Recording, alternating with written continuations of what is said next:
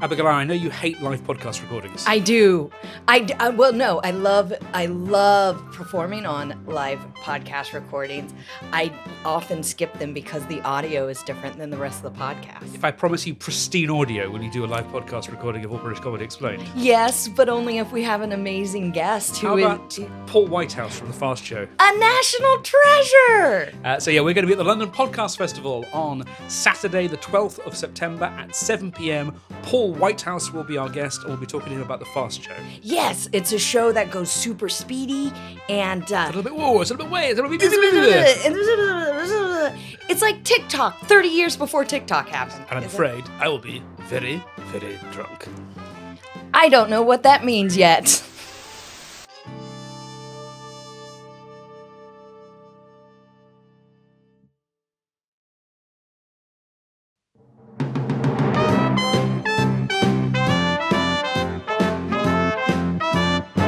The Spontaneity Shop presents All British Comedy Explained with Abigoliah, Schamaun, Tom Salinsky, and our very special guests, Laura Lexx and Oliver Double.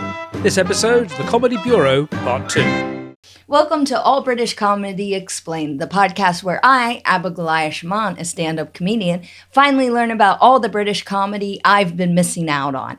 And we have a very special episode for us today, another crossover episode, where, of course, we are with Tom Salinsky, Hello there. the explainer of British comedy, and the lovely people from the Comedy Bureau, Laura Lexx and Ollie Double. Hello! Oh, yeah. Hello, guys. Thank you so much for being on the show. Okay, so if you're coming to us from the All British Comedy Explained feed, what is happening is part 1 is actually on the Comedy Bureau podcast feed. So go listen to that, come back, check in. So what we're doing is we've watched 2 shows, and on the Comedy Bureau, we were talking about Hancock. We've since watched Hancock's half hour. And in this episode, we will be talking more about I Love Lucy because it is a podcast about British comedy. So naturally, we're doing our 3rd episode on I Love Lucy. There is only one show I will ever read about. Tell us a bit more about the Comedy Bureau. How did it come to be? How did you guys come into each other's orbits? Why this podcast? So we came into each other's orbits in 2005.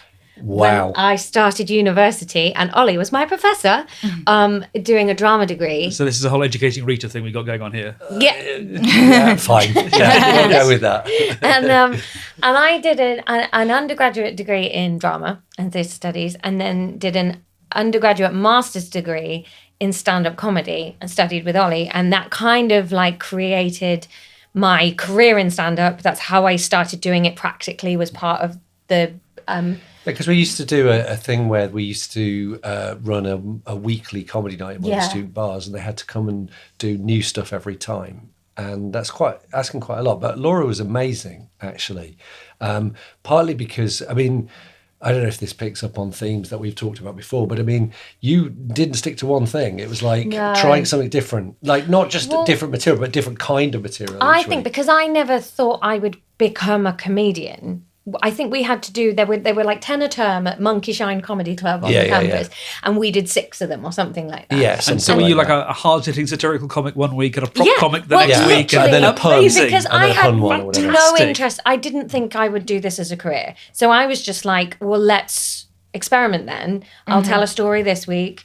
I remember doing one where I had written 5 full minutes of sleeping bag puns. Oh, yeah. And I performed the set, that. stood in a sleeping bag. That is a commitment and then, to a bit. next week would be political or whatever. Do any of those look like the kind of proto Laura Lexx comedian that we would see today? Do you know, there's one set of jokes from that run that I do really remember, which was, what's a sleeping bag's favourite musical instruments? Bagpipes. What's a sleeping bag's favourite TV show? Bagpuss. Yes. What's a sleeping bag's favourite film? Titanic, they love the luxurious liner. You know? So that you like stupid. But yeah, there was that. And then we had to hand in a portfolio where we'd done 10 gigs so they outside. they had to do a minimum of 10 gigs where they'd set up that performance opportunity themselves. So they had to go and do an open spot, or they had to set up a little night or whatever. They had to do 10. That was the minimum. Yeah. Laura did 43. Wow. I really loved it. And I mean, I did things that, like, if I'd known I was going to do it as a career, I wouldn't do. I entered So You Think You're Funny, just, you know, having done 6 gigs, but just because I was like, oh, I'll do a competition and see how that goes. But yeah, I just sort of fell in love with it because Ollie taught like popular performance, which was a module about, well, we did like music hall and we put on a music hall show. You did a magic act. We did a mind reading act with my friend David. So yeah, fast forward 15 years or whatever it was, and I really love the Rest is History podcast. And I don't listen to a lot of comedy podcasts. I like informative podcasts. And what I wanted to do was, I think there's like a million podcasts where a comedian gets comedian guest on and they shoot the shit about what comedy is and their own process. Not to say that Jack Whitehall's new TV show is reheated garbage, but I wanted to make one that was researched and was like actually about the history and the techniques of it, because one of the things we studied for my degree was like the philosophy of humor and the biology of laughter, like how the respiratory system creates laughter and the neurons that fire to make laughter, and sort of anthropology of laughter.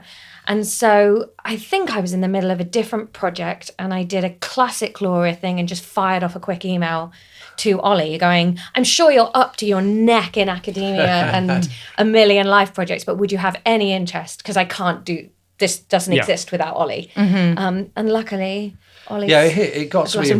Yeah, it got to me at just the right time, really, because I mean, I think I'd have said yes anyway, because it'd be fun. It's a good excuse to sort of get together and do something. But I think university's not sort of telling tales out of school to say that universities are going through a weird time at the moment, right? So many universities are in crisis and so on. And actually what you want is something that is positive in the world, that's putting positivity out there into the world, and something that can kind of engage people. So the idea of doing something kind of nerdy around comedy with a somebody that we have this sort of story. It just struck me as being a really good idea, and I've really enjoyed doing it. It's been fabulous, hasn't it? And I think comedy is so underappreciated. Like, it's the age-old thing of the comedy actress never wins the Oscar because people think it's easy. But when I end up, like, I've had a glass of wine at a party and somebody asks me about this, and I end up on a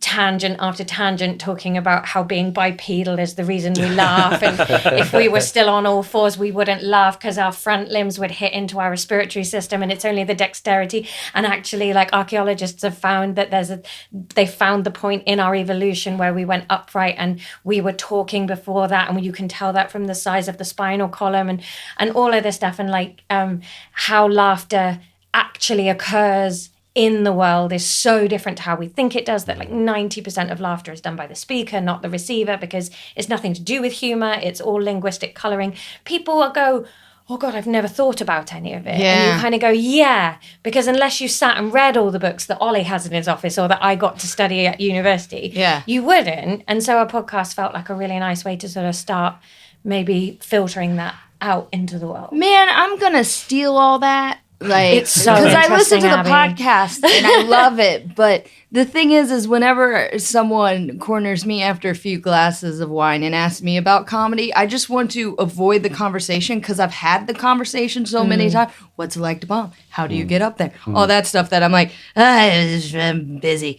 But that's when I end up going, well, they did studies and people don't laugh up the class status, and they don't. And in a workplace, a boss would very rarely laugh. Only in 2% of scenarios would a male superior laugh at a female underling, and blah blah blah blah. And like, women do 80% of the laughter in most conversations. See, I'll bore them away. With things like that. This is what I need to do. I need to start taking notes when I listen to your podcast to be like, okay, bipedal. First of all, Google what that means, and then No, that means standing on 2 feet, right? Yeah. Yeah, cool. Awesome. You wait till people go, but don't gorillas laugh? And then I do my impression of a gorilla's ability to do an out-breath and how that can't be laughter because laughter is characterized by the breaking up of an out-breath. No one else. And then I'm stood there going, in front of people and the whole party's over. It's a bit when Harry met Sally. Isn't Yeah. Amazing. So in part 1, we talked about Hancock's half hour. And since then, we've watched an episode.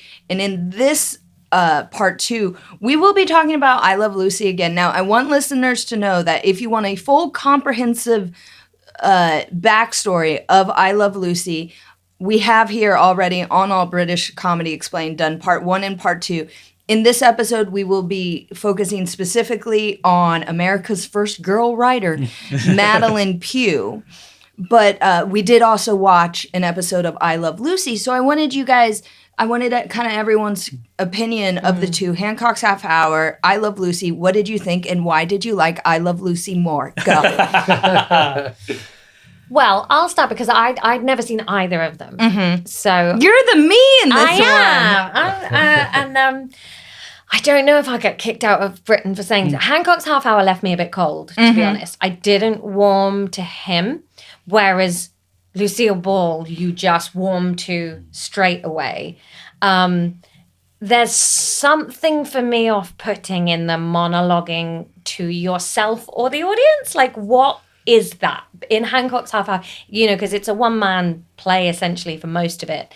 And he does a lot of monologuing to himself. And that just grates on me a bit because I just think there must be cleverer devices to get this out. And this is partly his writers taking revenge on him. Interesting, okay. He'd said he didn't want to be in a double act with St. James anymore. And they were like, okay, well then we'll stick you on a set on your own.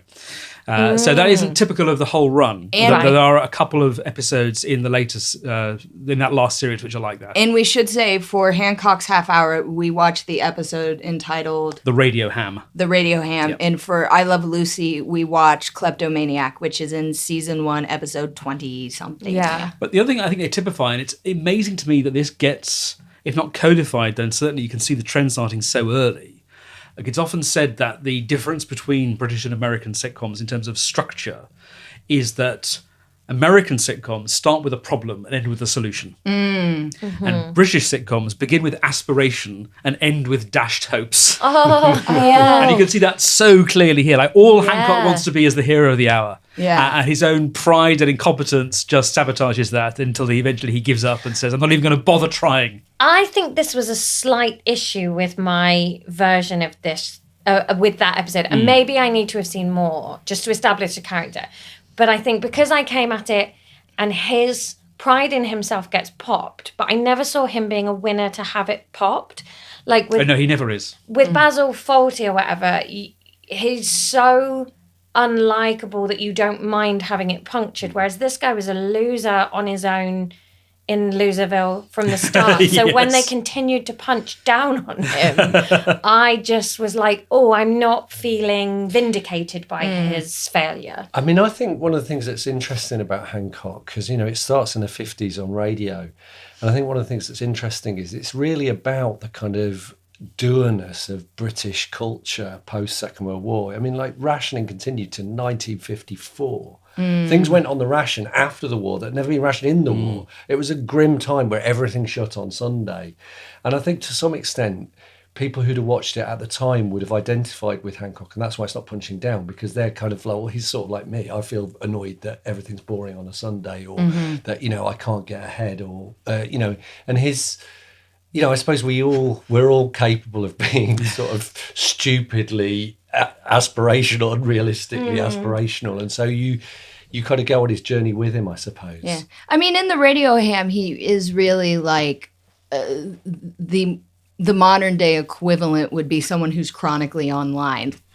Someone who's like always on social media or something like that. I will say something that kind of stood out to me in this episode, which we watched compared to the other two that Tom and I watched that did have a cast with him, like a cast in person, like a big cast helping move it, is I felt like it took a long time to get to what the plot was. There was just a lot of setting up to a point where I was like, does this one have a plot, or are we just going to Yes. watch him be a goofball on radio for a long time?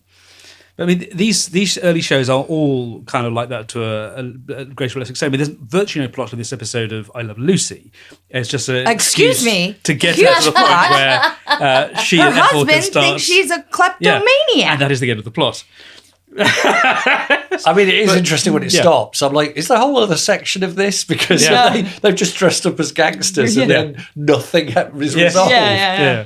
John Cleese says on those Faulty Towers audio commentaries, so for example, the end of The Kipper of the Corpse, which is him in the laundry hamper being driven away. So, well, that's a bit silly, but you can get a bit silly 30 seconds before the fade out. Yes. Well, Because you never have to confront the reality. Yeah. I'm That's- so glad there was no cut to them sat on the sofa going, "Duh, wasn't that crazy?" Yeah. We had to get the elephant back to the. It just Yes. it just leaves, and It you're stops, like, leaves you on a fun. high. Yeah. It's much more concentrated. It's much more focused. It also looks better. I think we said this on camera, but those Hancock episodes are being recorded under 405 line videotape. So the resolution is terrible. Yeah. But I Love Lucy for syndication and even for showing in different time zones was being shot on 35mm movie film. Yeah. So it still looks fantastic. So they would be sending fresh prints to different television stations and then shipping them all over the world. Yeah, I that's thought you why were going to say it's so French good. Fresh Prince of Bel-Air. Yes, fresh prints of them. Yes.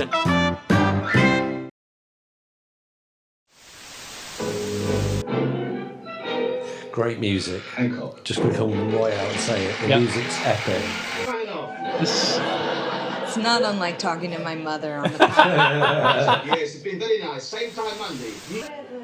I think he looks much more like Sparky and Alive in the mugging. Yes. I don't know if it's just the intensity of the script and remembering it, but he looks cheekier and happier and almost.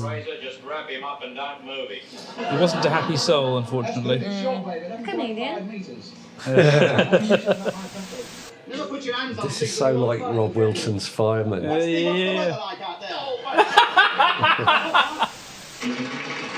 One of those voices was John Bluthal, who was the bow tie wearing member of the Dibley Parish Council. Oh, But I love physical comedy, so that bit is fucking great from the start. There was a big boom in the top Yeah. there. Did you see that? Oh, I missed it. I think Lucy's eye makeup's really effective in making her eyes really funny. Do you know what I mean? Yeah. That framing, it's like a mask.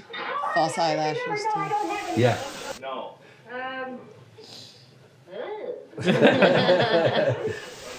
Lucy. Look at those eyes, they're huge. Yeah. You find out sooner or later anyway. I have a whole thing about I really like when actors and comedians handle props well. I think it's a really, really underrated skill. John Cleese doing that thing of flicking the Yes. ice cube off his elbow. Absolutely. It's just beautiful.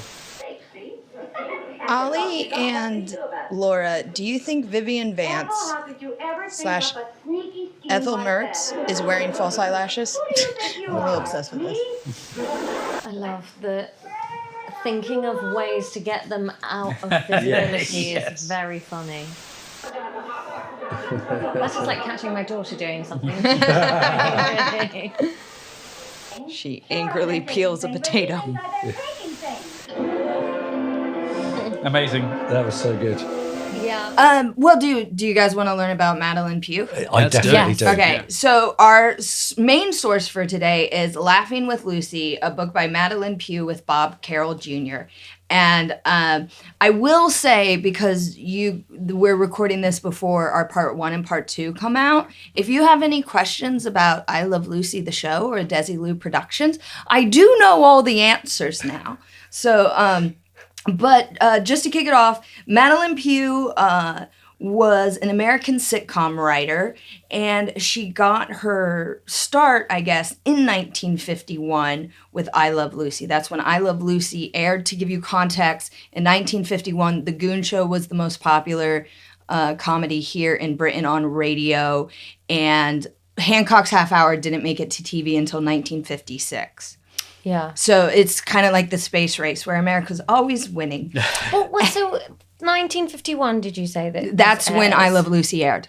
This is crazy from a British perspective, isn't it? Like, we just have nothing in the space of female performers and writers for maybe another 30 years. Well, There's a few knocking around. Yeah? When was Joyce Grenfell's doing her stuff? Yeah, mid-20th century Yeah. and right through to the end of her life, which I guess was maybe late 70s or Yeah. something like that. was she getting 29 million No, viewers? no. I mean, that's the difference. And I also think that, that we have to remember that the scale, well, two things really. One is the scale of production in America is always going to dwarf anything that came over here because much bigger population, much bigger money, much bigger pot of money to make things.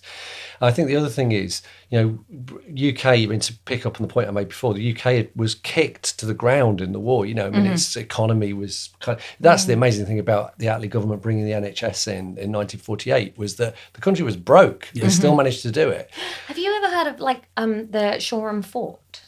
No. Like, down in Shoreham, near where I live in Brighton, there's a new, wartime fort. That was going to be Britain's answer to LA and Sunset Studios and all that. They were going to have a whole filming studios thing there, and then the war came and it was repurposed, I think, to be a fort, and it never happened. But there's really interesting plaques there about their plans for That's fascinating. it to be a recording studio. Wow. Yeah.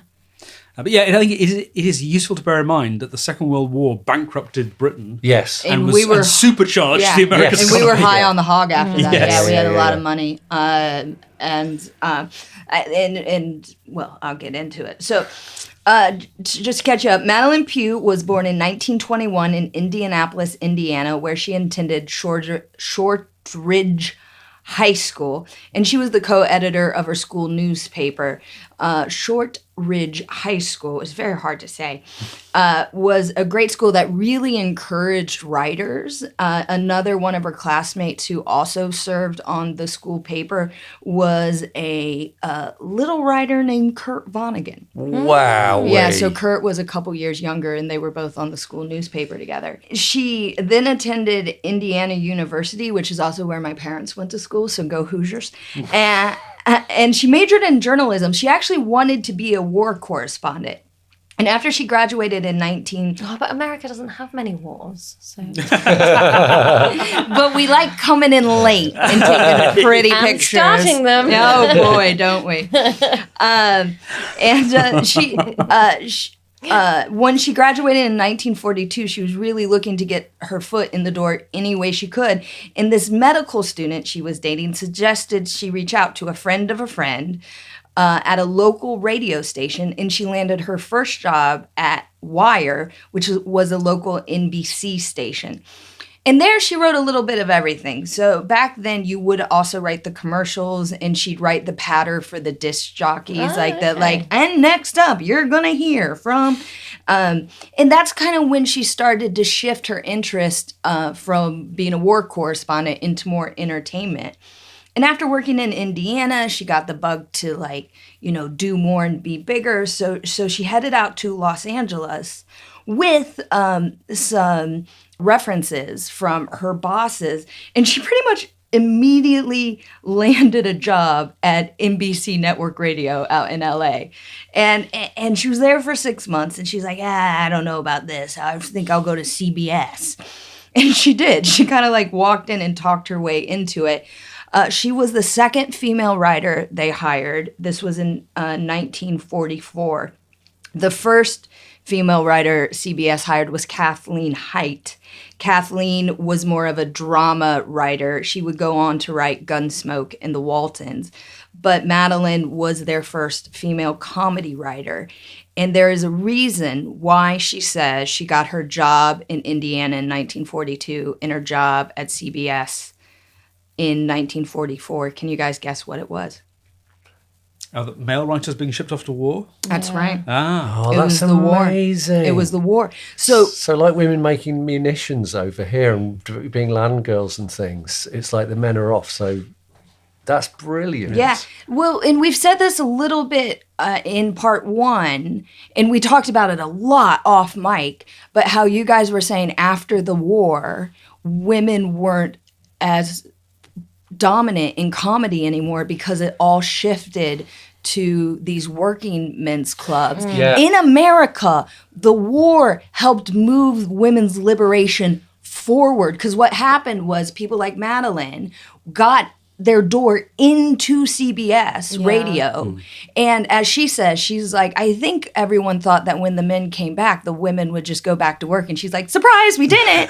But that was women in America. It was when women could first get their foot in the door. So like, you know, World War II, there was a lot of good that came out of it. And one of it was like more women in the workforce in the States. Apparently over here, it all fell apart. Sorry. I mean, I think in the UK, it wasn't like necessarily like straight after the war, because Variety kept going. It was still going fairly strong early 50s. And it was only really by about 1960 that it's all properly falling apart.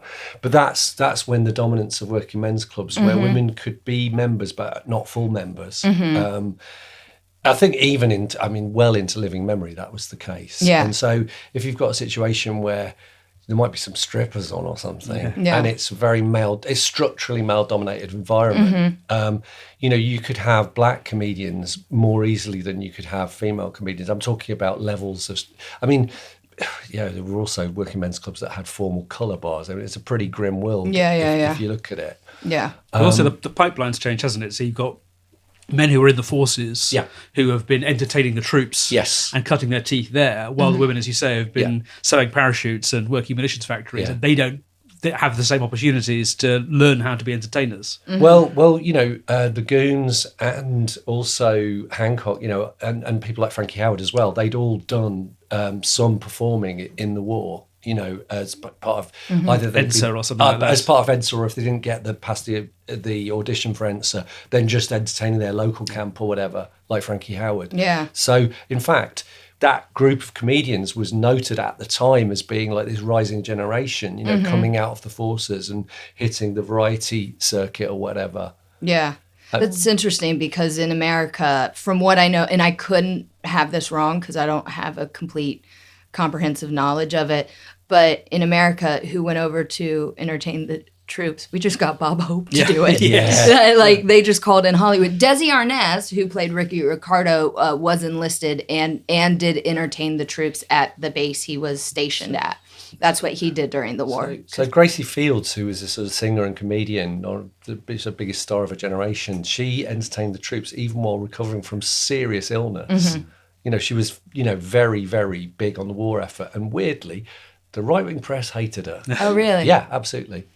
Interesting. Well, they'll always find a reason to hate a woman. A woman, exactly. Back to Madeline Pugh. So back then, to be a CBS radio staff writer, what they would do is CBS would basically have a load of shows, and they'd pull writers from the writing pool to be like, you go write on this one, you go write on this one. And at the time, this is where Madeline Pugh met her writing partner, Bob Carroll Jr. One day, Bob and Madeline went to lunch and made a list of network shows they would like to be on together. And at the top of that list was a radio program called My Favorite Husband, starring Lucille Ball. Yes. And are they a romantic couple, or are they just a professional couple? No, they are a professional couple. And when they first got together as writing partners, Bob said he didn't really want to get tied down in terms of like a long-term writing partner, and he told Madeline, I'll give it a year. They would go on to work together for over 50 years, making 300 radio shows, 400 TV shows, and having 250 producer credits. Wow. So, yeah. That's a hell of a career. Yeah. So they got the job working on My Favorite Husband, and the first director didn't really gel with Lucille Ball. Lucille Ball could be a tough pill to swallow. She was very exacting, and she was very, very blunt. She didn't have a lot of tact. They brought in a writer-producer who's essentially becomes the showrunner called Jess Oppenheimer. And the way Madeline says it is, she says, we were as green as grass. Oppenheimer came on, and from then it just worked. Right. Like, I don't think Lucy was a mean person. I don't think she was a bad person, but sometimes she just would get frustrated and her communication skills were lacking. So at one point, she didn't like the writing on My Favorite Husband and made it very well known to a point of being unprofessional and cruel. But she kind of always knows when she does this, and she went to Jess Oppenheimer and apologized, and he was like, you got to go apologize to Madeline and Bob. And sure enough, Lucy went to Madeline and Bob and gave them big hugs and was like, I'm sorry, I've been a real shit. So this is like something that she does a lot where because, you know, she's the face of it. So she wants that control. And she's just a bit, she needs to work on her communication I think skills. sometimes like panic in those situations makes you more of an asshole than you mean to be. Yeah. And when you're the one that's got to say it, and most people assume she's written it or she's thought of it. Yeah. Like they don't think that deeply about writers. There's that level of panic of how are we going to fix this, and I'm the one that runs it. Yeah. Yeah, I also think, you know, to get somewhere, you know, the other side of having a big entertainment industry is it's really hard to make it to the top. Yeah. Presumably you need some fairly killer instincts to get there. And And also, I feel like, you know, a woman that's going to be more remarked upon than if a man behaved in exactly the same way. well, and you have to know that Lucille Ball was known as the Queen of the B. She was a B-list movie star who had a wonderful career, and then it started to tail off, and she went to radio. But she needed this radio thing to work because her Hollywood career was dwindling at the time. Around the time My Favorite Husband was being made, she was about 38. So, like, you know, she was dead as far as show business was concerned. So they started on My Favorite Husband, and it worked so well that CBS thought it should be turned into a sitcom. But Lucille Ball had a stipulation. If she was going to do a sitcom for CBS, she wanted Desi Arnaz to play her husband. Right. And CBS was like, no. Why did they not want him? Why do you think in 'Cause of 1951? Because he's Latino. Cuban. Cuban, okay. Because he's yeah. Cuban.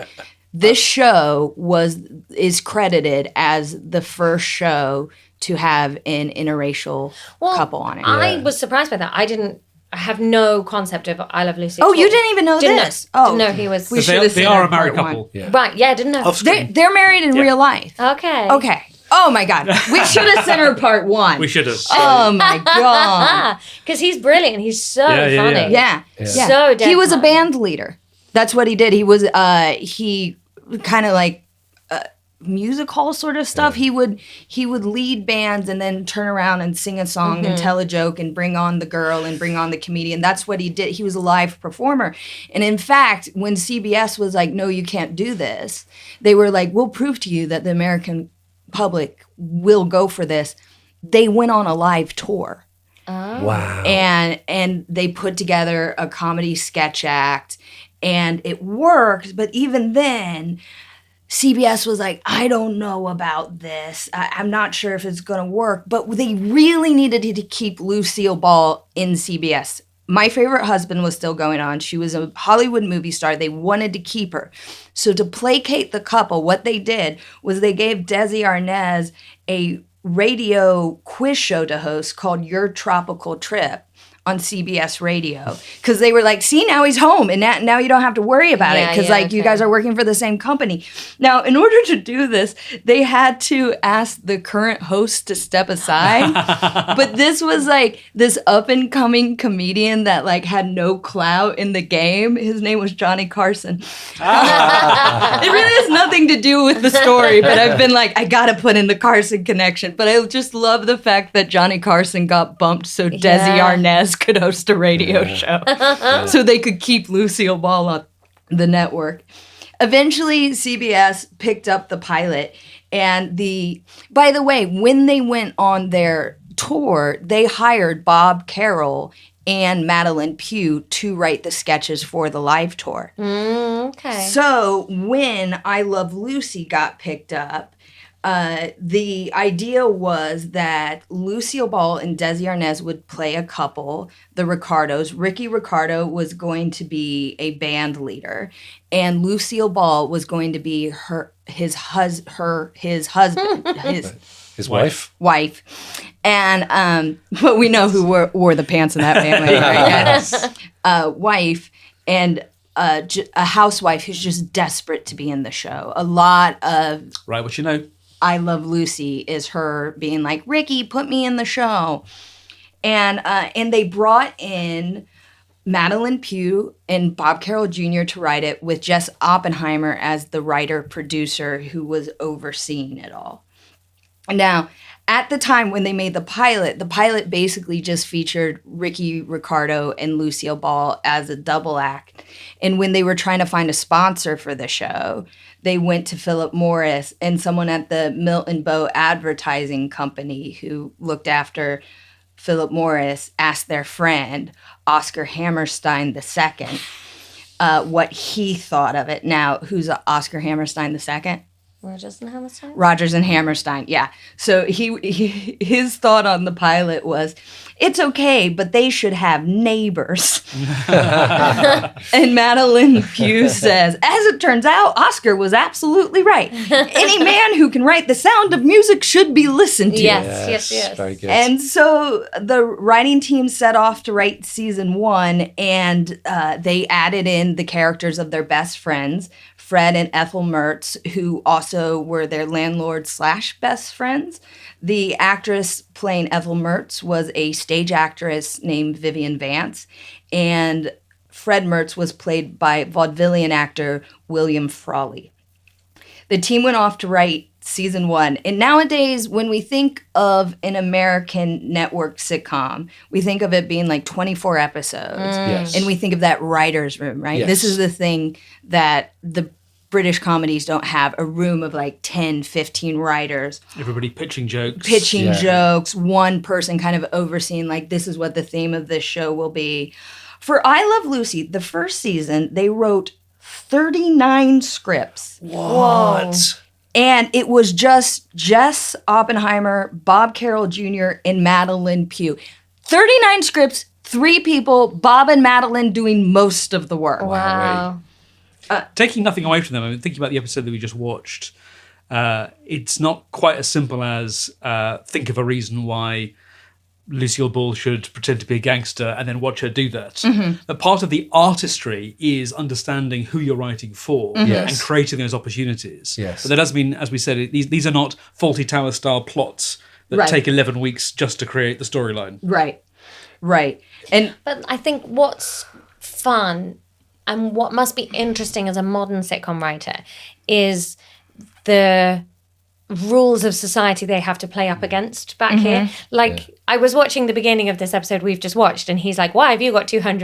And I just thought, well, you couldn't start a plot from there now. No. Because if my husband asked me why I've got £200, I'd be like, where the fuck are you asking me why I've got £200? Like, so having a rigid society really gives you something to play off. yeah, and there are a lot of episodes where you see a duality between the men and the women, especially with Ethel and Lucy being housewives. That some of it, I was like, there's one episode that I thought was really funny, but I was like, I'm not going to show you because as a modern woman and a feminist, it does make me mad, but it's a very funny plot. Madeline said of their work schedule, she was like, we didn't know any better. We were making it up as we went along. Actually, early television was a little like going through the Donner Pass in a covered wagon in the middle of the winter. There were no maps because nobody had ever been there before. And if you froze to death or didn't write a funny enough script, they might draw lots and eat you. The writing schedule went like this. On Monday, they would do a read-through of the script with the cast. While the cast rehearsed, Madeline and Bob would go to work on the next script that had already been plotted out with Jess the week before. They would attend the run-through on Tuesday night and the dress rehearsal on Wednesday night. After the dress rehearsal, they'd all sit around with the cast and the writers and give notes and see if there were any problems or changes that needed to happen. The cast would rehearse on Thursday and film the show in front of a live studio audience on Thursday night. On Friday, Jess and Bob and Madeline would get an idea for the episode for the week after next, and the whole process would begin again. On that same Friday, Bob and Madeline also had to submit that week's script to Jess for him to look over and give notes. So they would sometimes stay up till midnight to plot out the upcoming script and then finish the script they were writing and drop it off at Jess's in the middle of the night, like at 3 a.m. They'd put it in his mailbox. Like God, it's like Sisyphus. I It mean, just doesn't end. It doesn't end. They talk about the fact that they would go in so early to write to their offices that the studio wasn't open yet. So they found a box that they could stand over to climb over the studio wall to get into their offices. Like, they lived there. At one point, Bob Carroll brought in a bunch of plastic numbers on a hook and would take one off each time they finished a script. So it'd be like 27 more to go. Like a convict scratching Yeah. numbers into the wall. Yeah. Madeline says, I'll admit it was something of a grind, but we were both young and single and worked all the time. The long hours cut down on our social life, but we sometimes dated each other, so it worked out. Which I think is, by the way, a classy way to say I used to fuck my writing partner. Madeline Pugh is a classy woman. They would often get ideas for scripts like pulled from their own lives. So there's an episode where Ricky wants the window closed because as they sleep because he gets too cold, where Lucy wants it open. So these sort of marital issues that are very relatable. And sometimes they look for universal themes, so like greed and jealousy. And other times they just ask, like, what does Lucy want? Like, what is Lucy's motivation in this? And sometimes what they do, they had like several ways. Sometimes they'd come up with a great physical bit and just work back from there and figure out, okay, how do we get there? So, I mean, in the episode we watched, one of the bits I particularly enjoyed was where she's got the cuckoo clock under her coat and Yes. it goes off and she has to pretend that she does bird noises. And one of the things I loved about that was it's like Commedia dell'arte or something, you know, where you'd have these stock characters who you know how they're going to, and they hash out the scenario before the show and then they would just perform that, improvising it, but they would have a load of set pieces that they could go to. And it struck me as being like one of those, Lazzi from Commedia dell'arte. It's like, okay, here's the bit where Lucy imitates birds to hide nicking a cuckoo clock. I just thought it's brilliant. One thing that they kind of struggled with was how to handle Desi Arnaz / Ricky Ricardo's accent, because they play a lot in the show with his accent. Like, he'll be like, Lucy, please explain. And she'll be like, okay, I explain. And she'll mock his accent. So at one point, Bob and Madeline started to write his lines phonetically. And if ever they did that, all of a sudden he could speak perfect English. But if they didn't do it, he'd speak in his like actual accent. And that's how they found that. I find the politics, to pick up on Laura's point from before, I find the politics of it really interesting because on the one hand, it's very, very kind of, male, female gender roles conforming, right? Yeah. You know, she, in a way, she's like a child, isn't she? She's always getting into scrapes with the authority figure who's her husband. At the same time, he's Cuban, and that is like, it's hard to think how different it would have, the attitudes would have been. Obviously there's still a lot of prejudice, but like it's like, that's a wild fact right there. He's the funny foreigner, but he's also the straight man. Yeah, absolutely. Which is really interesting. Yeah, but also in addition to that, she's clearly the powerful person on the show because she's the star and she's the one you want to watch. She's the one you like the most.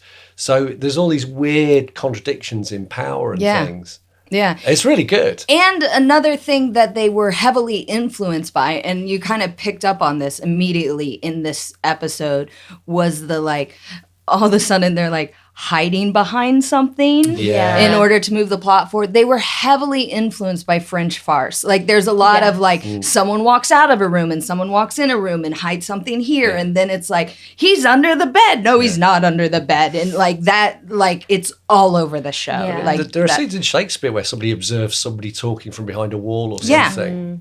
Oh yeah. Also, the ease with which they will just, I can't remember which bit it is, but she will just leave the room mid a difficult bit of conversation. And it's like, as long as you've come up with a witty enough reason to leave, you just go. Because, like, Ricky is high status, but he also has very low power, even though he is that high status. Like, they all know that cuckoo clock's there, but there's no ability to just call them out on it. Like, so you can introduce the comedy. And because Bob and Madeline worked with Lucy on My Favorite Husband, so already as they're entering I Love Lucy, they've worked together for 4 years. So in the script, there are certain actions and facial expressions they wanted her to do that are like shorthand that only Lucille Ball would know. So when they were doing My Favorite Husband, she had to do an advert in it where a spider came down beside her. So if they wanted her to make a specific noise, they just put in the action of the script, spiders. And that's how she knew to go, ew, that famous line. Her noises are great. Yeah. Oh God, and she's so good at voices. Yeah. Like it always kind of throws me when she goes into a different voice because I'm Yeah. like, what? She can do everything. If they wanted her to look like she was about to cry, they wrote "puddles up." In the pilot episode, there is a bit where Ricky says, "Let me see your credentials," and she misunderstands that and covers her chest like, "Excuse me." So if they wanted her to give this look of shock, they just write credentials. The action in the script was what Lucille Ball called the black stuff. And I always thought, and I think people always think, and you asked when we first watched this, what is in the script to say, yes. how does she do this? The action of the script was something like with Lucy making chocolate. You think, oh, she's just improvised a funny way to do that. But no, they wrote it all out in detail, even giving notes to set designers to make sure that the set designers had set everything right to get the best laugh. So in the episode called Ricky Thinks He's Getting Bald, the stage direction reads, Ricky enters the kitchen. He is wearing a hat pulled down around his ears. Note, we must screen the living room so the audience doesn't see him until he enters the kitchen to avoid an unexplained laugh like we had last week. There's a story that during the filming of Red Dwarf, this is the episode Crichton from the first episode of Series 2, the big reveal halfway through the episode, because the boys think that they found a crashed spaceship where a robot is looking after three beautiful women. What they don't realise is that the ship crashed hundreds of years ago. So the women are long since dead and now just skeletons, and the robot's gone crazy and doesn't realise this. So they have this set with these three skeletons sitting around a table, and the producer Paul Jackson made it very clear that this black cloth was to be hung in front of that set, so it wasn't going to be revealed to the audience until the last moment.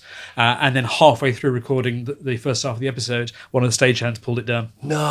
Really? And Paul Jackson's temper is pretty legendary, and that poor stagehand got the full force of it on that occasion. Jesus. To be fair, when you watch the episode, it's still a wonderful moment, but it's a wonderful moment because, like all good comedy, it's not the thing, it's the reaction to the thing. Yes. So Yeah. what makes us laugh at home, or what probably made the studio audience laugh, is cutting to the boys' faces when they realise what Yeah, it is yeah, they've yeah. actually come into. Yeah, they are.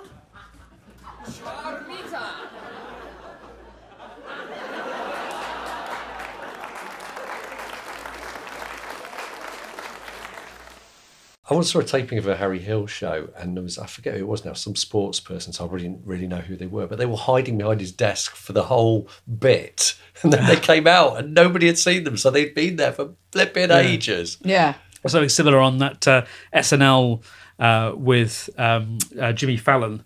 And he talked about appearing on the British SNL on his show. And he said, I had to crawl into place and hide there. I was so excited I crawled into place 2 items too early. So I was hiding down there for no reason for 4 or 5 minutes. I will say of the black stuff, like Madeline Pugh is really quick to point out that the black stuff was a blueprint, and they would write out like she shakes hands and then all the silverware falls out. But she was like, they found stuff in rehearsal. Lucille Ball found stuff herself. She does, like, as much as Lucille Ball credits her writers, Madeline Pugh always throws it back because Lucille Ball just had this, sparkle, that other people don't have. And I'm just going to say, remind everyone, this happened in 1951. Lead female comedian, one of the head writers is a woman. And what Madeline said about being a girl writer, by the way, I keep calling her a girl writer because that's what her chair says. Right. On I Love Lucy, she had a chair that said Madeline Pugh, girl writer. But she said, I was determined to be some kind of writer and have a career back in the days when it was considered weird. Was there discrimination against women? Well, yeah. I think I didn't exactly fight it. I just acted like I didn't know it was there. As soon as I teamed up with a male partner, I seemed to have become more acceptable. Also, Lucille Ball was a woman. It didn't make much sense to say they didn't want female writers on the show. So, yeah, I think it's interesting that it's when she teamed up with Bob, and her and Bob had a long career together. Like, they clearly worked well together. But she even says that on sets, people would come up and talk to Bob and have questions for him. He also, by the way, he was a ginger as well and had a beard. He almost looks like a ginger Anton LaVey, if you know who that is. I do, the Satanist guy. Yeah, he's a very strange looking man. He had a very distinctive look, but people would come up and ask him questions, and unless she was standing right next to Bob, people didn't know who she was or why she was there. Wow. She was always like, I just kind of like blended into the background. But they really needed Madeline Pugh because she was the test dummy.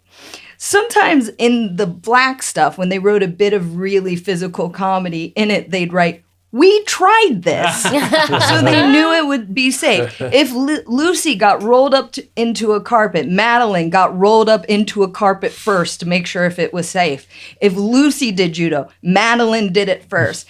And testing it out often made them find other funny things about it or how it would work. You know, it was more than just an idea in their head. It'd be like, okay, if we roll her up into a carpet, we can't roll her out this way because the carpet's too long. We're going to have to tilt her this way. Like, if there's an episode called Lucy Does the Tango, which I almost showed you, where Lucy shoves like 24 eggs down her blouse and then it's trying to, of course, hide them from Ricky. And then they need to practice a tango. Just go with me on this. And what happens at the end is he pulls her in for the big finish and they all crush. Yeah. They did that in the writing office first. Like Madeline Pugh tested it all out. Fun fact, and the reason why I almost showed you that bit where the eggs crush got the longest laugh in the I Love Lucy history of 65 seconds. Wow. I watched it and timed it. They might have cut it because I timed it at 55, but... They couldn't have done that gag in the UK because eggs would have been rationed. Yeah, That's right. fair Yes. enough. Doesn't work as well with powdered egg. yeah, exactly. To be fair, this was season 5, so it would have been 1956. Oh yeah, no, that would have been they'd have rationing finished 2 years earlier. Okay, cool. So you had Hancock over here talking to no one, excuse. And she's just the wealth, just filling up. Yeah.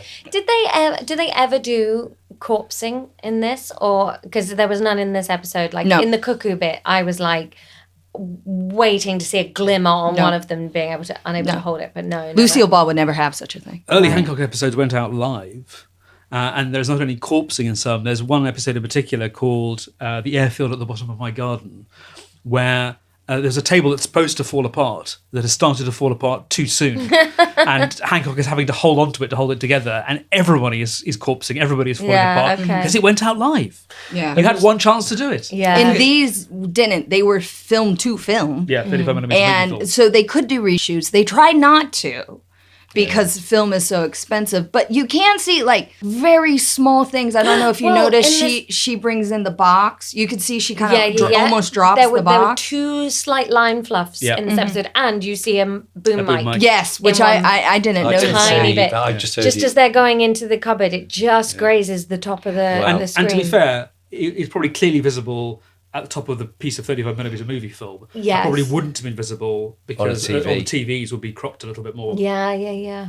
Madeline says of doing the stunts, if a stunt was something that Lucy was going to do by herself, I used to try it first because we wanted to see if it was physically possible for a woman to do it. And we also wanted to be sure Lucy wouldn't get hurt. It was okay if I got hurt because I was replaceable, but Lucille Ball wasn't. Ah, yes, the fungibility of the writer. Yeah. It's a true thing. Yeah. Madeline Pugh was a really good sport about trying things out. And like I said, sometimes they try something, realize it didn't work, so they pivot, try something else. But also, Lucille Ball and Desi Arnaz we're both great at never going, we can't do that. We don't have the money. Like, it's like, you want a baby elephant at the end of your Let's do show? it. We'll get We'll you do a it. baby elephant. Yeah. So I I'm remember just seeing... Googling pictures of her, by the way. I'd like to have a sense of who I'm talking about. Madeline. Yeah. There's some in here if you just want to flip through the book itself. So I remember when I started finding out about, getting seriously nerdy about comedy, finding out that Desilu is, because it's Desi Arnaz and Lucille Ball. But I'd seen that at the end of Star Trek episodes. I thought it was like the name of an alien or something. No, I knew it wasn't. Yes. I knew it was the name of the company, but I thought maybe they just created this crazy sounding word. And Or it's a then, province in California or something like that. yeah, exactly. Yeah. Desilu. Desilu is obviously, as you now know, a combination Yeah. of their names. The production company grew and grew and grew until it was one of the largest production companies in the world, and it was eventually sold to Paramount.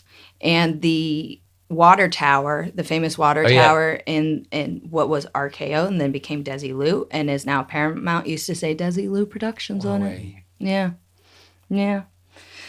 Oh, I on love it. RKO.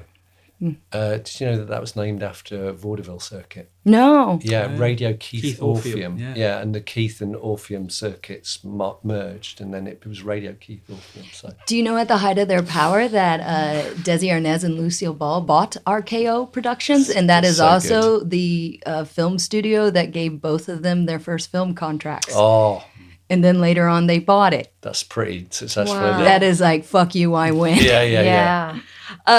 Also, I just want to say, it has to be said that Madeline Pugh Davis wasn't just a girl writer. She was also a mother trying to have it all. She married her first husband, Martin Quinn, in 1955. They had one child together and then divorced in 1960. In 1964, she married her second husband, Dr. Richard Davis, a widower who she dated in Indiana, who had a friend of a friend who suggested that she get in touch with Wire, her first job in radio. Why don't you guys care about this? I mentioned it 5 pages ago. It's all coming back together. Yeah. She basically wound up marrying her college sweetheart. He was a widower, so she wound up inheriting 4 children, ages 6 to 15. Well, wait. And at one point, It's like the Partridge Family or something. yeah. Well, at one point, she even moved to Indiana to like do the mom thing, but was still writing for Desilu Productions because like she kept trying to leave Desilu Productions, but they kept pulling her back in, like they kept bringing her back. And when she talks about like balancing her work life as a writer for television and film and being a mother, she says, when people discuss today's women who try to hold down a job, be a good wife, and a responsible, caring mother, they don't talk too much about the G factor, as in guilt. I saw Jamie Lee Curtis on a talk show once, and she spoke about how she tells her child, Mommy has to go to work. She explained that it would be more honest to say Mommy wants to go to work. What she was admitting that it is more fun to hang from a helicopter with Arnold Schwarzenegger or watch Lucille Ball stamp grapes than to be a driver in the mommy carpool or the den mother for the Cub Scouts. So you have this little voice in your head that is nattering away and saying you're not a good mother. And I just want to bring this up because like she started in the 50s, she became a mom in the 60s, and the problems she was having as a working mom in show business still exists today. Like, I feel like so much has changed. And when I read that, I was like, oh, nothing's changed. Nothing's changed on that. But like, I Love Lucy went on to become the biggest sitcom in America at its height. The highest viewed episode was called Lucy Has a Baby. Lucille Ball was the first woman to ever appear pregnant on television as like a pregnant woman. And when she had her baby, when Lucy Ricardo had her baby, 44 million people tuned in to watch it. Wow. Yeah, and Madeline Pugh says... There were only 45 million people in the United States at yeah, this time. Yeah. So it was everyone. Madeline Pugh is like, when people ask what it was like we didn't think about it, because if we did, we couldn't do our job. We couldn't. The I Love Lucy show was nominated for Best Written Comedy Material in 1955 and 1956. It never won. The show did win Best Situation Comedy in 1953 and 1954. After this show ended in 1956, Madeline Pugh would continue to write for Lucille Ball. Lucille Ball went on to make other sitcoms called The Lucy Show, Here's Lucy.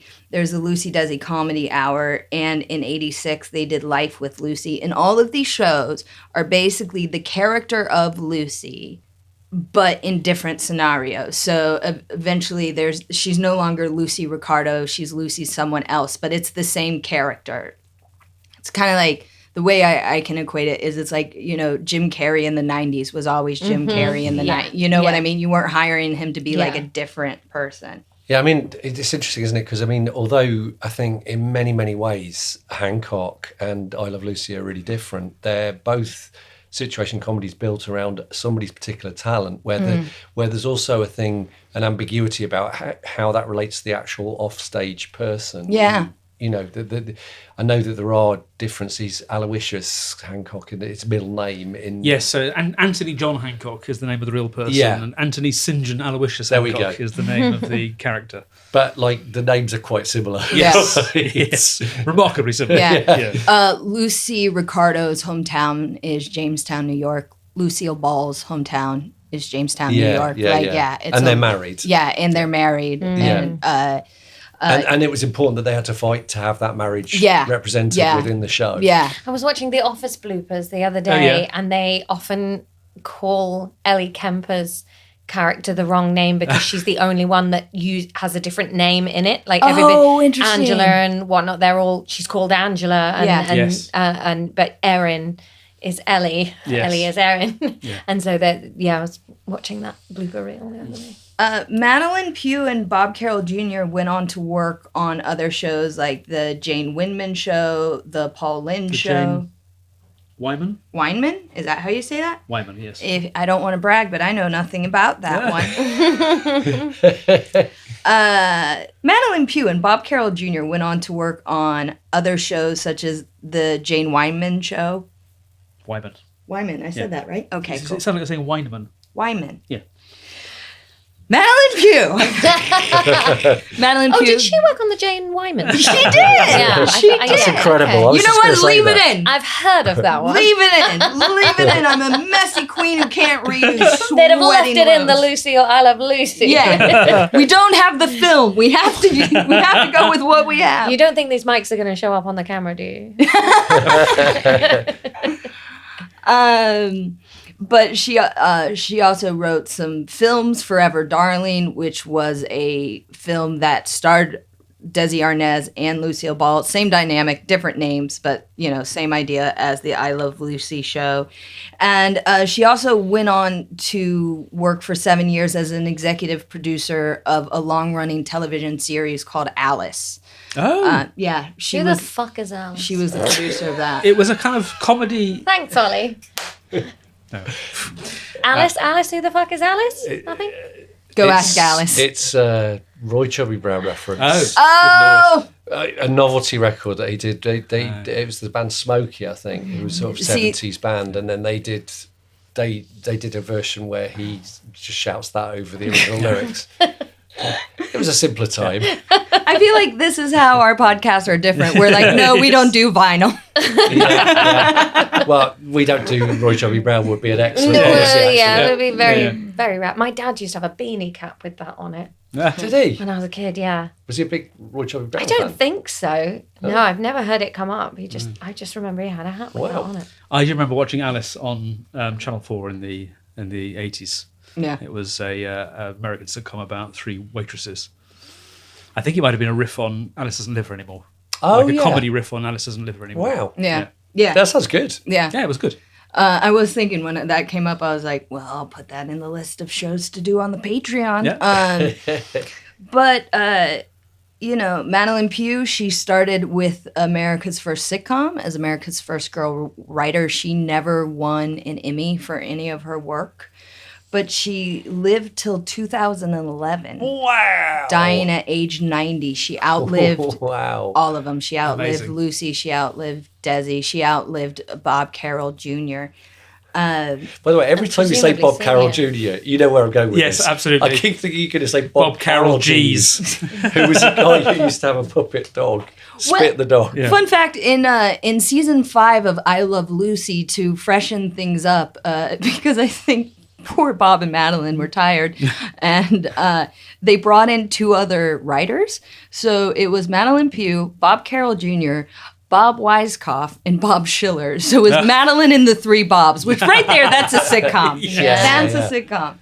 She'll be forever known as the woman who pioneered the American sitcom with I Love Lucy. Of Lucy, she said, interviewers often ask her what she thought was the secret of her popularity and the amazing longevity of her shows. And she always said the same thing, my writers. Oh. Now, who wouldn't stick around for that? Yeah. Yeah. So that's Madeline Pugh, and she's someone I didn't really talk about the last over our last few episodes, but I found her to be so interesting, and she's very funny. Obviously she's a comedy writer, but in her memoir, she talks about at the very beginning how people call her a pioneer. She was at an event and someone called her a pioneer, and she's like, I don't know.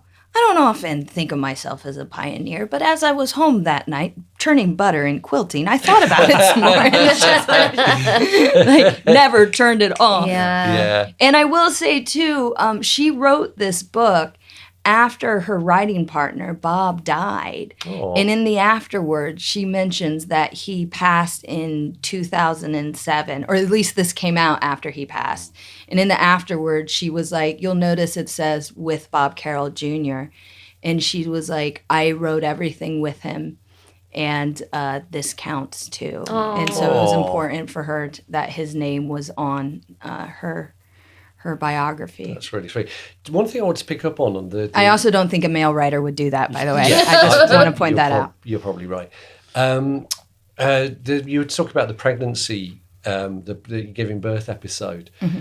This is mind-blowing now, but you didn't used to be able to say pregnant on stage. Oh! Right? Even Max Miller would say she was carrying a bit of weight. Mm-hmm. He wouldn't say she was pregnant. And I think in the BBC Green Book, possibly, it specifically bans people sort of mention it. Like it was an obscenity, really. They weren't allowed to say it on television. She was always expecting or bun in the oven or something. Which bun in the oven sounds so gross. Yeah. They hired a committee to oversee the scripts about Lucy's pregnancy that consisted of a rabbi, a priest, and a my minister to make sure that they weren't All going people to who would offend it. definitely give birth. Yeah. All people who definitely understand comedy. Yeah. Yes. Yeah. Yeah. I mean, they are the constituent parts of a joke. Yes. but Yes. It's apart from that.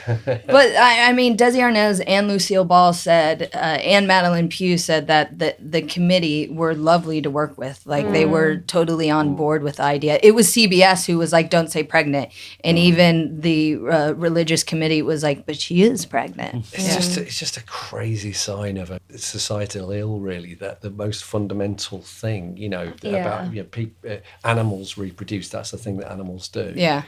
The fact you can't mention that is so weird. I don't know if you know anything about this, but I remember that some episodes of Star Trek, they had an issue about portraying hypnosis. This would have been like 10 years after I Love Lucy, maybe even more.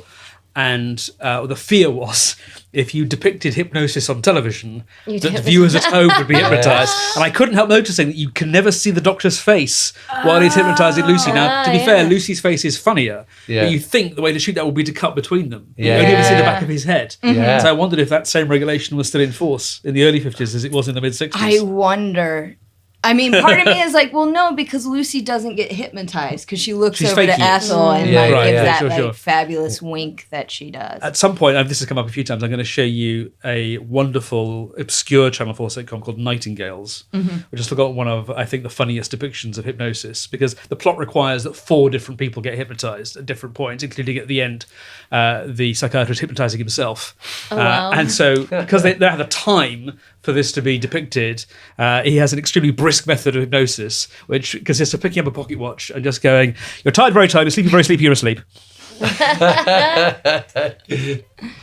I think what stands out for me from today, of having watched these 2 back to back and not knowing either of them before coming into it, is I think you can see the hallmarks of each nation's approach to sitcom in them. I Love Lucy is very warm and very big and busy, and it's cozy.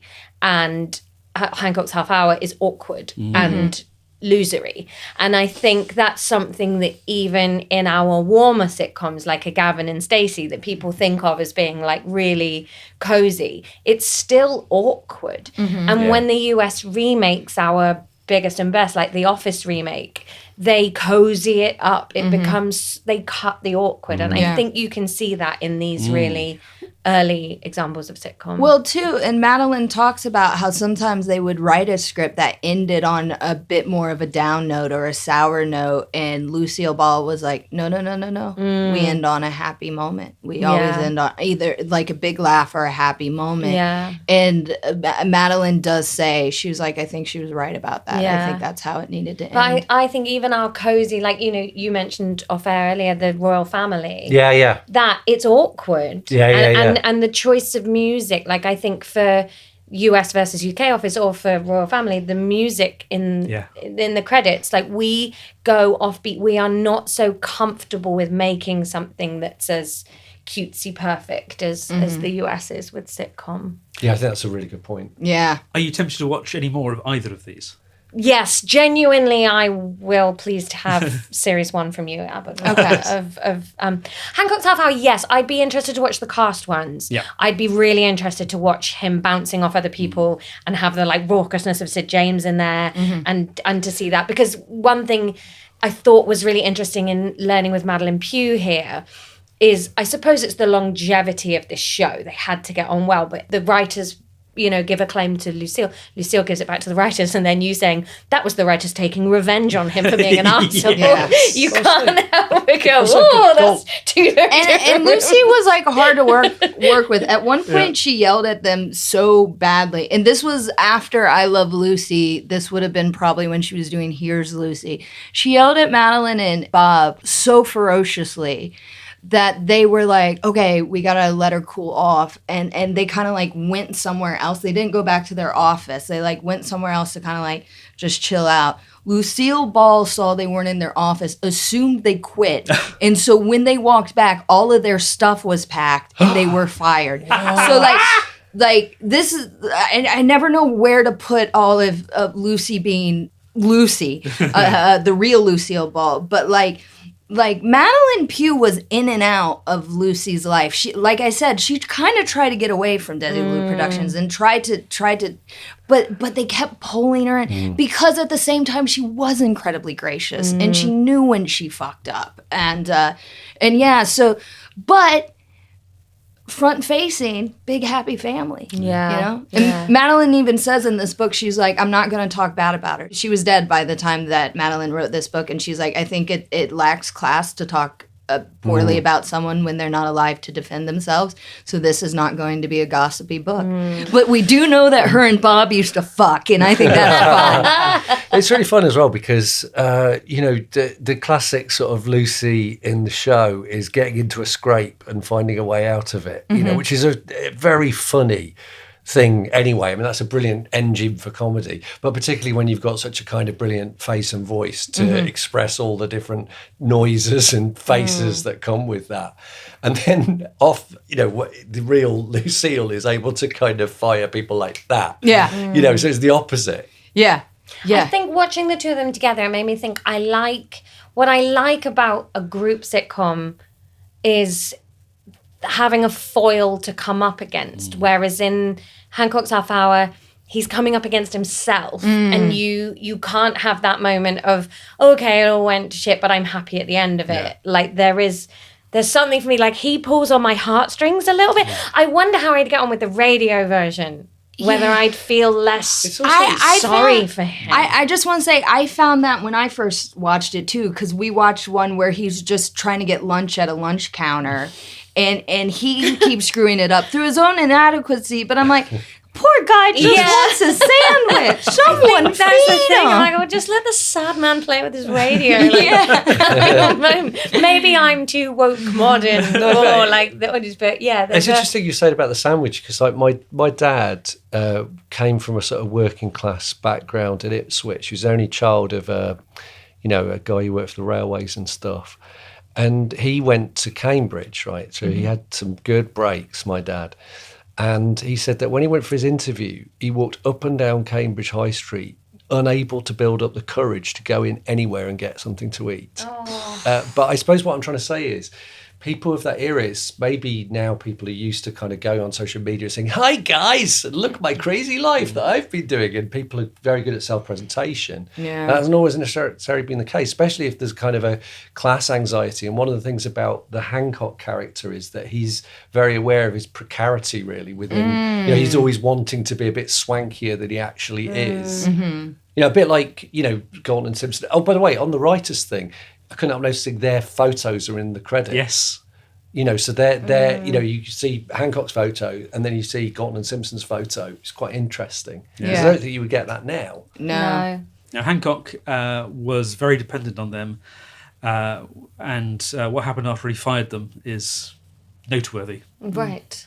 I mean, that's sort of Hancock's tragic story, really. He had this sort of gang of characters on the radio, including Sid James, Kenneth Williams, Bill Kerr, Hattie Jakes, fired all of them when he moved to television, then fired Sid James for the last series, then after one failed movie, fired Galton and Simpson. At the same time, he fired his agent. At this point, there was nobody left to fire. Yeah. So he took his own life. Oh. Yeah. Lucy did hire Bob and Madeline back. I just want to say. Yes. Good. And that was a classic sitcom ending. The British guy tried to end it on a downbeat, and the American went, I've got something positive. Don't worry. Guys, thank you so much for coming and joining us. Thanks for inviting us. If people want to hear more from the Comedy Bureau, where should they go? Well, we are on any podcast player, the Comedy Bureau podcast. We are also on Instagram and... Let's just say Instagram, because I can't remember where we are. The.comedy.bureau. I have one final question about your podcast specifically. If ABCE listeners are going to come over and listen to the Comedy Bureau, what is your favorite episode that you would like them to maybe start with? Great question. Like, obviously, you could start from the beginning or pick the one you like, but which one stands out to you guys as like, oh, that was fun? It's a pair of episodes. But the ones that really stand out to me, because it's Ollie's favourite character, and for me it sums up the meaning of the podcast. We have a double episode about Little Titch, who is a music hall performer, and we have a whole episode that Ollie did all about this performer and how good they were, but the episode before it is about the true crime scam Victorian crime saga. I listened to that one. I really enjoyed it. That created Little Titch, the character. And it's fascinating, like how you go from a man who dies in a boat off Australia to the creation of the word titch and a dance with massive shoes. It's just fantastic. Yeah, I agree. And what I liked about that was because it was really good to be the one who was listening for a bit. Yeah. Because you did the research on the Titch Point claimant. Yeah, I love those. I'm also a big fan. If you want the basics, we've done 3 episodes about the different comic theories, the leading comic theories. Yeah, the big 3 as they're called. But for me, like the Little Titch, that picking one tiny person on a playbill's name and, spanning continents and genres with the story behind it is exactly what I wanted the podcast to be, and Ollie makes it happen. Beautiful. Awesome. Well, thanks so much for coming on, guys. You could ask us if we have any comedies to recommend you look at. Oh, yes, that's a really good idea. Yeah. No, it's just because I listen to the podcast. Okay. I don't know what the format is. Is there, are there any I do, shows? actually, yeah. The World of Gurney Slade. He's an easy person to interview because he asks the questions and then he answers them. Yeah. Do you see what I did there? I just put the spotlight on myself. Wait. Ask it like all properly Okay. for the edit. I'm the one who gets to fuck up. You have to do it all real like. And one last question, which we like to ask everybody who comes on the podcast. Are there any shows that you think we might have overlooked, which we should include in future editions of All British Comedy Explained? Laura. Oh no, Ollie has an answer. That's not fair. Well, shall I do my answer? You go then fun. you have a chance? I'm racking my brains. I'm thinking. I've got a couple. So Girls on Top. Oh, yes. Which was like a sort of female-driven Young Ones, which I think unfairly forgotten. But also there's an amazing show from 1960 called The World of Gurney Slade. Do you know that one? Yeah, I've heard of it. I don't think I've ever seen more than Oh, watch clips, it. Watch but it. It's so weird. It's fascinating. It's so weird. Apparently Bowie was a fan when he was growing up. And I think I can't even remember the name of the guy now. Anthony Newley, who plays the lead in it. I didn't really know. I knew of him, but I didn't really know his work. Also a songwriter. Yeah, also a songwriter, absolutely, and a pop star for a little while. But he's so brilliant in it, and it's so much about the internal life of somebody. And some of the gags are still very old-fashioned, but the frame is weird. And there's the occasional person you will recognise from Doctor Who. Excellent. Laura, what about what were the shows that you were watching when you were growing up? Well, do you know, Did you that's just what I Google was British sitcoms? I just wanted to have a look for one that I was like, I remember this being on a Saturday night, and you'll have to double check with me if this is the right one, but the Russ Abbott show. Oh, yes. Yeah, where the credits were like bubbles coming up of the sketches, and there would be different images in that. That is a big one that I remember being on in that time where you didn't choose what you were watching, you just watched on what was on next. And that I remember being on in prime time, like along with Russ Abbott's Comedy Madhouse. Yeah, Generation Game Yes. and Annika Rice and all of that. If you're going really far back, have you done Last of the Summer Wine? Not yet, No. I would put that one on. Yeah. Okay. Have you heard of Last of Summer Wine? I think it's come up in the YouTube comments and the social media. Hundreds of episodes. Oh, Literally, I think it might have got over 300 episodes. I mean, it's an enormous number. Yes. Oh, so we're talking like, I'm sorry, I haven't a clue level of. What about Wow. 2.4 Children? Oh, yeah, You've yeah. done that That's quite one? an interesting That's choice. so like late 90s, I think, into early noughties, like a real.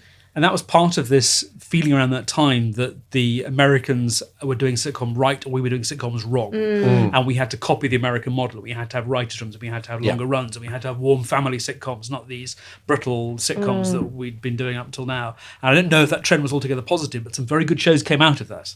Yeah. Do you do kids' shows? No, they are explicitly off the table. Okay. But I have broken at least one of my self-imposed rules every season so far. So we'll see. Okay. Yeah, the goodies. Yes, the goodies we'll definitely want to get to at one point. I mean, one of the weird things about the goodies is Australians love the goodies. Yes. Because in Australia it was shown year round, endlessly repeated. But what happened here is that they were cranking them out, and there's no point showing old ones when you've got new ones coming. So they tended not to be repeated. Then, after about literally like 7 or 8 series, the goodies did the unthinkable, and they moved from BBC to ITV. So now, of course, the BBC isn't going to repeat them at all because they'd effectively be promoting a show on the other channel. But they weren't as successful on ITV, and ITV cancelled them after 1 year. And so then ITV weren't going to reshow them because they were a failure. And so nobody reshowed them. And so they just kind of got forgotten about. So in Australia, people can't believe British people have never heard of the goodies. Yeah. I've never watched the goodies. There you go. I mean, That's there's why. some bits that don't stand the test of time. I'll just say that. Yes. I'd like to hear you do an episode on how 2.4 Children and My Family overlapped or bled into each other, would or be interesting, basically yes. a very similar, if not the same, concept for a show. And how Oh, we could do a double header. what was the space between those, and how did Yes. both of those become Interesting. commissioned? Lovely stuff. Interesting. Awesome. Well, thanks so much for coming on, guys. Thank you. And everyone go check out the Comedy Bureau, and we will see you next time. Till then, I'm Abigoliah Schamaun. I'm Tom Salinsky. Cheerio. Bye. Thanks, guys. Bye.